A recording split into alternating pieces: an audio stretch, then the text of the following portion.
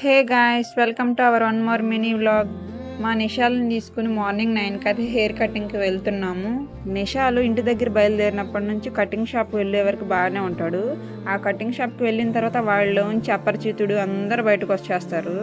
బాబోయ్, పిల్లలకి కటింగ్ చేయించాలంటే నిజంగానే చాలా కష్టం. ఎందుకంటే మామూలుగా ఆడవట్లేదు మా వాడైతే ప్రతిసారి కూడా. హెయిర్ కటింగ్ విషయం పక్కన పెడితే మా నిషాల్కి హెయిర్ కట్ చేసిన ప్రతిసారి కూడా నేనైతే బాడీ గార్డ్ లాగా వాడితోనే వెళ్ళాల్సి వస్తుంది. మా వాడికి హెయిర్ కట్ చేయడానికి వాళ్ళ నాన్న తోడుంటే సరిపోదంట, అందుకని ఇద్దరం వెళ్లాల్సి వస్తుంది. మా ఆయన నిషాల్కి ఏ కటింగ్ చేయించాలని సీరియస్ గా థింక్ చేస్తున్నారు. ఇక సెలూన్ అయితే దగ్గరికి వచ్చేసింది. ఇక చూడండి, ఏడుపు స్టార్ట్ చేశాడు. కార్టూన్స్ పెట్టాము. మేమిద్దరం పట్టుకుంటే గానీ మా వాడైతే కటింగ్ చేయించుకోడు.